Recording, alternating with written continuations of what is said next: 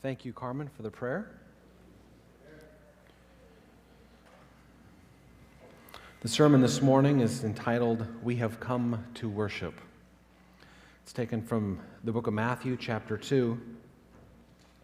It says, "Now after Jesus was born in Bethlehem of Judea in the days of Herod the king, Magi from the east arrived in Jerusalem, saying, 'Where is he who has been born King of the Jews? For we saw his star in the east, and we have come to worship him.'" According to scholars and Bible scholars, Jesus was probably born, they think, in the fall of 5 BC. And somewhere between probably 2 months and 11 months later, the Magi came to visit him. They were from Persia, the Mesopotamia, kind of Babylon area over that region. We don't know the exact area, but that area at the closest, if not further. And hundreds of miles away. They call them Magi. Some will call them astronomers. Basically, they were kind of part of a group, a fraternity, some would say today. And if you go back enough years, scholars think that it's the same group that the prophet Balaam was a part of. And if you read certain scholars, it's their understanding that these Magi were reading the writings of the prophet Balaam. That's spoken of in the Bible back in the book of Numbers. And they made a living. They were very, very wealthy people, these Magi, very highly educated in their day. They'd studied the stars, followed stars. And as they were studying the stars and they were studying their own prophetic writings in their own country, as well as biblical prophecy, it clicked as they read Numbers 24:17. They wondered to themselves, is this the star Balaam wrote about? Because they knew enough. They were professionals. They were good at what they did. You don't travel months one way following nothing. They knew this was unique. They knew it wasn't just some star, some ordinary average star. It just appeared, and it was close, and it was different. And they decided to follow it. Desire of Ages, pages 59 and following, Ellen White says the same thing, that they actually turned to the book of Numbers, and that they were convicted, and they thought, this is the star that points the way to the one who will save the world. They headed out, of course, traveling at night, which makes it go slower, so they could follow the star. And the more they followed, the more their faith grew. Until, lo and behold, the star led them to Jerusalem. The star took them right into the town of Jerusalem. Where else would it take them? I mean, this is the remnant. This is God's people. This is the sanctuary. The star was just right above the sanctuary. Where else would the star take them? They show up into town saying, "Where is he? Where is he? Where is he? He's got to be close. Where is he who has been born King of the Jews?" They didn't say our king. They like him. They're growing. They're learning. But they're not Jews. But they're not hung up on that like the Jews were. They just simply wanted to know where he was at. They said, "Where is your king? Where is this King of the Jews? For we saw his star in the east, and we have come to worship." They were clueless. Nobody had any idea. Who are these people? Visions and dreams from God, following stars, come from the east, traveled this far. They were in the dark. They were in the dark. They kept asking so many questions of so many people in the community, in the houses, at church, leaders, priests. It even, according to verse 3, the word reached beyond them. Verse 3, when Herod the king, another non-Jew, when Herod the king heard this, he was troubled. And all Jerusalem, they heard this. All Jerusalem was troubled with him. The King of the universe, finally there. I mean, he's right near them. And they were troubled. Now, I can see why King Herod was troubled. Herod the Great, because he didn't accept God. See, he got into his position a little unique circumstances. His father was appointed leader of that area by Julius Caesar himself. And being the oldest of his siblings, he took his father's place. But because he wasn't actually a Jew, he knew everybody around him didn't like him. And he was exceptionally fearful. You could see this as you go through history. He built many different forts, and every once in a while, periodically, he'd go to another fort that he built, and he'd hide out. And if he thought someone's going to get him, he'd go to another fort. And he had tremendous building projects and programs. But he's also very smart. He was very, very good at manipulating people. And was a king for 33 years. So he knew how to make Rome very happy. But he had to be very sneaky with the locals because, Jews didn't like the Romans. And he was taking taxes from them, etc. And so he is the one that remodeled the sanctuary that Jesus went into at the beginning and end of his ministry and kicked everybody out. And he said, well, if you destroy this temple in 3 days, I'll rebuild it. And they said, what do you mean? It's taken years and years and years and years, which they didn't finish the remodeling until 68 AD. And of course, in the 70, Rome destroyed it anyway. Well, anyway, that was Herod that put all that time and effort and money into remodeling their fancy sanctuary, the one that you still see today when you turn on the TVs and they're bobbing and the Jews pray and they stuff the letters in there. The original was built in, 456 BC. Well, this was the main big glorious sanctuary that he was remodeling. After several hundred years, you need to remodel a little bit. Well, he was remodeling it. He knew how to manipulate the Jews so they wouldn't kick him out. So he made it look like he was caring about their sanctuary. But he was very cruel, very brutal, very, very much lived in fear. Killed his wife, killed 3 of his sons, killed his mother-in-law, his father-in-law, his uncle. I mean, the list goes on and on and on and on and on of all the people he killed. Anytime he'd think, well, if there's a chance you might want to take my throne, you're gone. Very, very cruel person. Of course, as we know the story, he ends up killing all the little babies in town. Just because maybe some baby might be the king. Well, kill them all, he says. Kill them all. Cruel person. They had a little saying in their day. It was kind of interesting. A little saying that everybody knew it. Basically, the saying was, it's better to be a Herod's pig. It's better to be Herod's pig than to be his son. Because the sons he would kill. But he would treat the animals better. This guy heard the news that there's some rival king who should have a rightful place to the throne. He had a reason to be troubled. It's interesting as you go to verse 4, depending on your translation, it's really clear in the King James. It's not as clear in mine. Verse 4, Herod, after he heard the news, he gathered together all the chief priests and scribes of the people. I mean, these are the chief priests. All the elite Sadducees, Pharisees, he's pulling them all together. And my version says he inquired of them. Actually, in the original, it's more like he demanded. And like in the King James and others, it says that. He basically demanded them to find where the Messiah was to be born. And this is Herod. They all knew Herod. In other words, he's telling them, your life depends on it. You might want to find in your Bible prophecy, if these people are coming from a couple of months' journey because they think this little baby king is showing up and they're following Bible prophecy and you guys are supposed to be the leaders, you might want to find in your own Bible when and where this king is showing up, because if you don't, your life will depend on it. Because you remember how Herod treats everybody if they don't do what he wants. He kills people.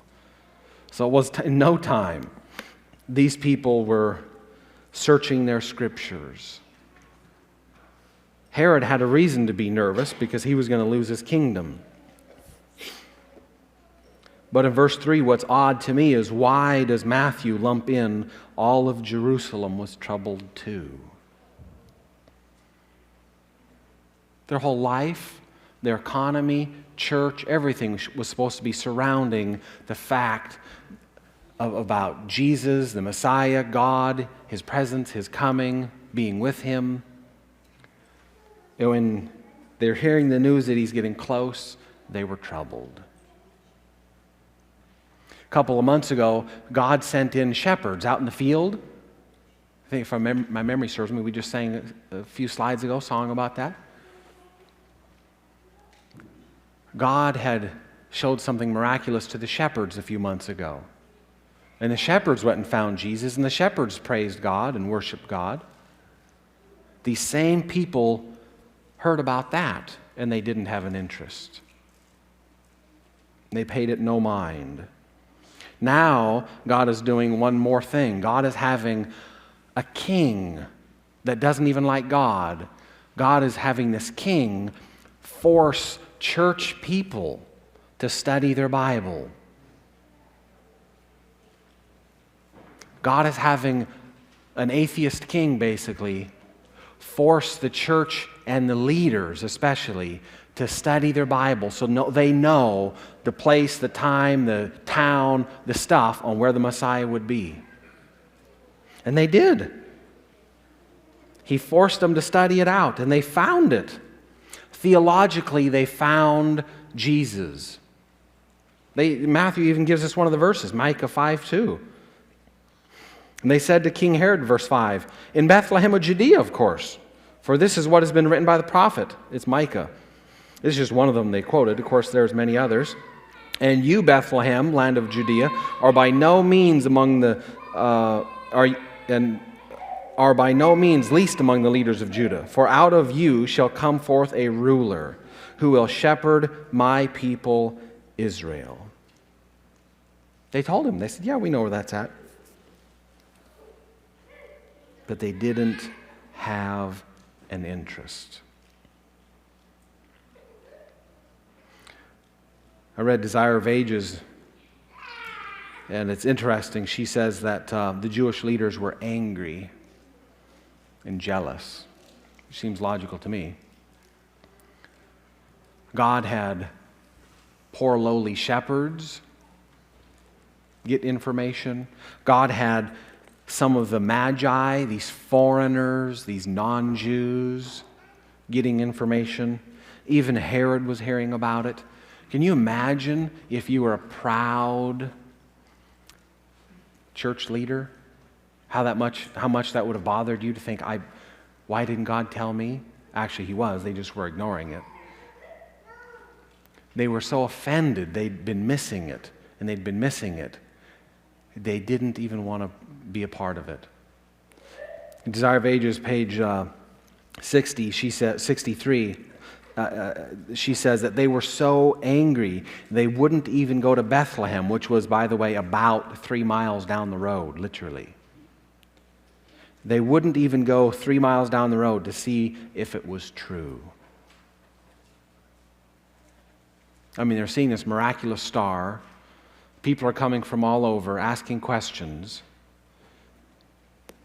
but they had no interest. They wouldn't get out of their spiritual fog. Theologically, they found the Messiah. I mean, they could go to Micah and say, yeah, Bethlehem is just 3 miles down the road. They could go to Daniel and say, yeah, and this is the year. They knew their Bible. God was so gracious. They didn't care. So God had other people try and come around and say, hey, basically, witness to me, evangelize to me, tell me the answers. I don't have them. I'm just kind of sent here, but I'm in the dark. Help me from here. They even had Herod the king force them by their life to say, study the prophetic scriptures and tell me the answers. They gave the answers and then said, we're done. He's over in Bethlehem, but we're not going.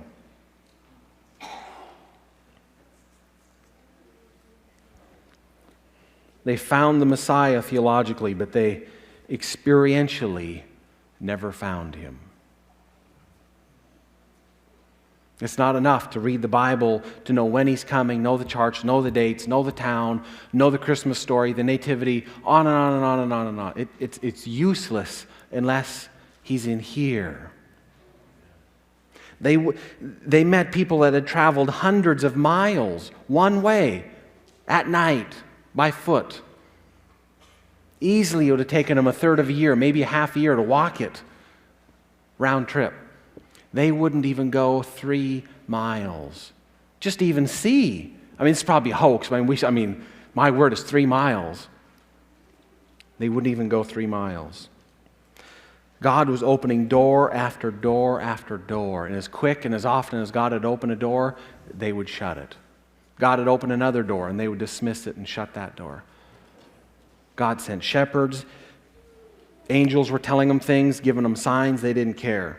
Non-Jewish magi came from a distant, far country, asking help to study the Bible and worship God and about the star, and they didn't care. The star was actually made of angels. Because a star doesn't hang that low and follow and land over your house. I mean, stars don't really do that, obviously, and the Magi knew that, but they knew something unique and different was happening. It was actually made of angels.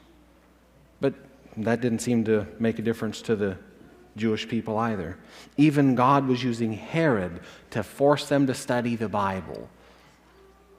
And even their own Bible, which they considered holy and special and important, when they found the answers, it didn't make a difference. They discovered the town, the time, virgin birth, all this stuff, and they just didn't seem to register with them. God is so loving, persistent, and stubborn. He sent, this I found so ironic, he sent missionaries to his own people. The people that were supposed to be the light of the world, the light on the hill, he had to send a light to them. People that were supposed to be the evangelists, he sent non-Jewish people to evangelize them. The star wasn't a star, it was made of angels. They weren't stupid. They knew where Jesus was. They came right into Jerusalem, not because Jesus was there, but because he wasn't. And God said, I'd really like my own people. I mean, isn't this ridiculous? I'd like my own people to actually know that I'm in town. I keep sending stuff, and they keep sending back return to sender. They just keep ignoring it. I keep trying to get their attention. Hey, I'm here. You've been sitting in your Sabbath school classes for years talking about it, and I'm right there. The angels, the star made of angels, didn't bring them there to get all the answers. The angels brought them there to give them answers, to give them help. And they dismissed it. They dismissed it. I find it interesting in Matthew 2, starting in verse 8 or verse 7. Once again now, Herod secretly called the Magi back to him and determined from them the exact time the star appeared. And he sent them to Bethlehem and said, Go and search carefully for the child. And when you find him, report to me so that I too may come and worship him. Of course, this is a lie. He's wanting to know the time when they saw the star to know when he was born. So in case his plan A falls apart, plan B is kill everybody, which he has to resort to. And after hearing the king, the Magi went their way. And the star, which had been seen in the east, went on before them until it came again and stood over the place where the child was. And when they saw the star, they rejoiced exceedingly with great joy. The star had led them to Jerusalem, and then it went away. They'd evangelized God's own people. Once they'd heard the message they were supposed to be sharing, then the Magi were like, well, I guess we're heading out of town. They're telling us it's in the next town down. They put their foot out the door to head out, and boom, there comes the star back again. The star not just led them to a town, the star led them right to Jesus. The angels knew where Jesus was the whole time. They just had a little detour, a little pit stop. Some people needed to be encouraged.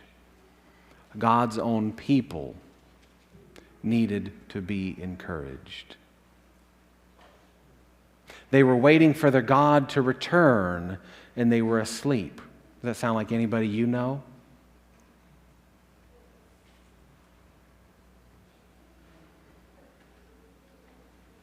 After coming into the house, they saw the child with Mary, his mother, and they fell to the ground and they worshiped him. They opened up their hearts, I'm putting in hearts, they opened up their treasures and they presented to God gifts of gold, frankincense, and myrrh.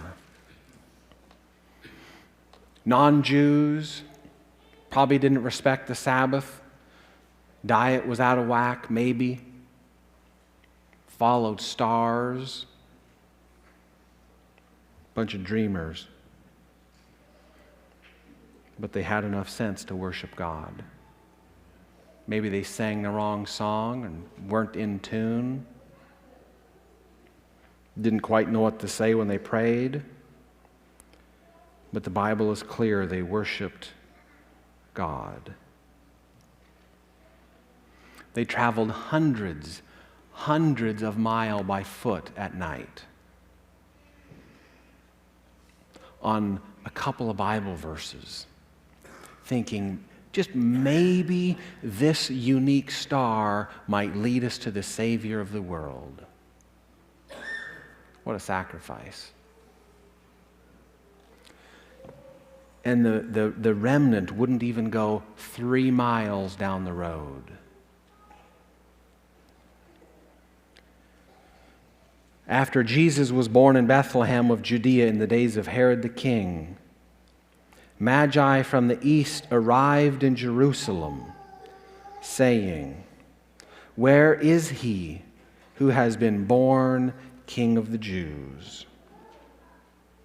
For we saw his star. We saw it in the east and have come to worship him." Running into town. Where's your God? Where's your God? We've been led here. I know we're close. The star led us here. Where's your God? And everybody's response was they were troubled.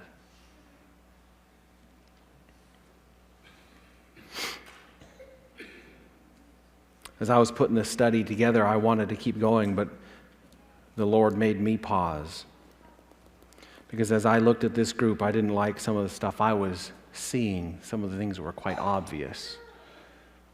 I don't know about you, but it looks obvious to me. Because I belong to a church that believes that everybody who accepts Jesus is the priesthood of all believers. These are a group of priests that just didn't care. Well, I'm a priest. God tried getting the attention of people that were professed believers, part of a remnant, accepted the Sabbath, accepted the Bible, aware of the Bible teachings, even aware of the prophetic teachings accurately. This group even were waiting for their God to return. I belong to a denomination that believes so much in Jesus' return that we even have a part of our name. Seventh-day Adventists. It's the second Advent. They also believed in seeing their God when he showed up, in theory. And just like these people in Jerusalem, I've had people come to me and ask me about Jesus and the Bible and having theological questions. How about you?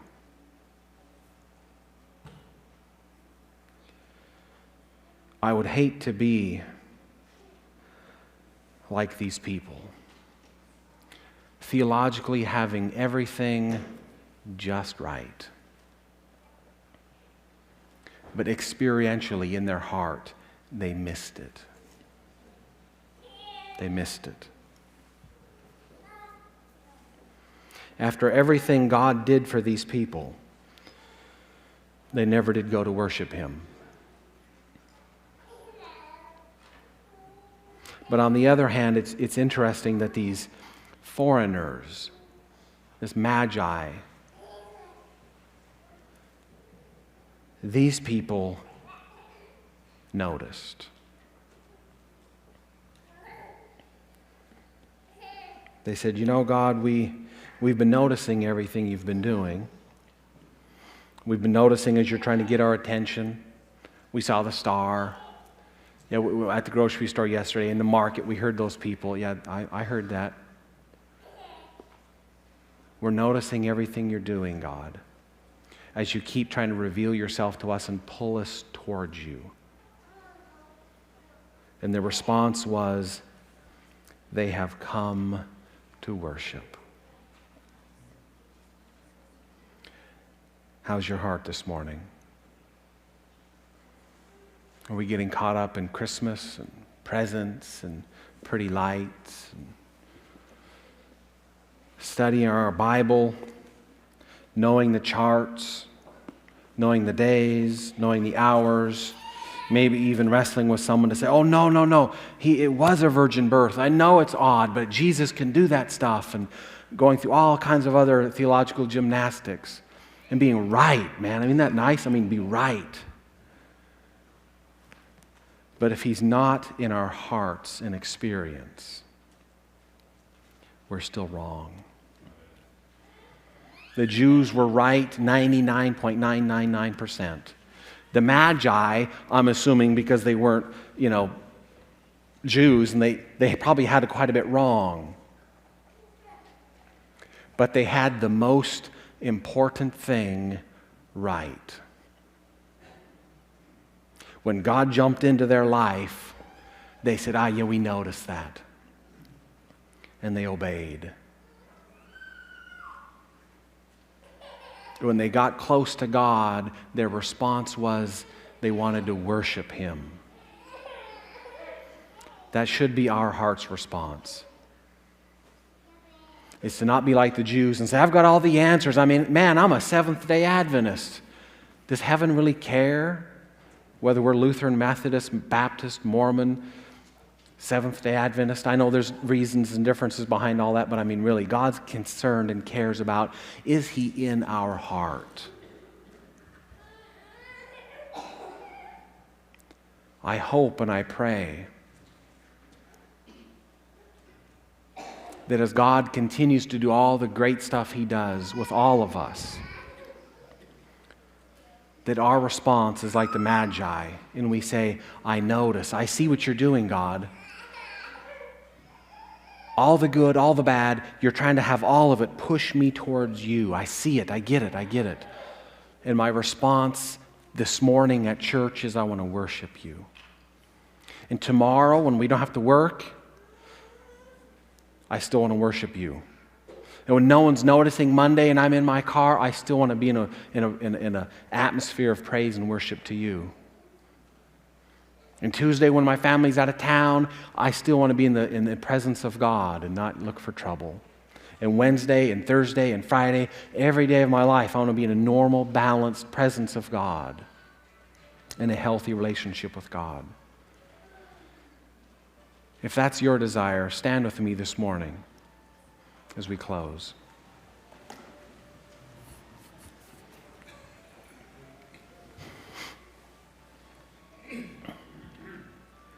Father in heaven, life is full of distractions. They never end. But we just lift up our voice knowing that you are able to communicate to us through all the stuff. No matter how many distractions there are, you know how to touch our hearts in a special, unique way. You did it back in Bible days, Old Testament and New. You're still doing it today. We're standing here, Father, to tell you that we're noticing. Help us, as it says in Revelation 3:20. Please put spiritual salve on our senses, all of our senses, so that we continue to notice it and care. And when you reveal yourself to us and you pull us towards you, our response is that we want to worship you. I don't know how to perfectly do that. I don't know that everybody here does either. But help us to just worship you in the way we know best. And as we get closer, you will share more and more ways on how we have the privilege to worship you. Please help us just to respond by worshiping you and to say thank you and we love you. And we pray it in your generous, giving name, Jesus. Amen. Silent night, holy night, all is calm, all is bright, round yon virgin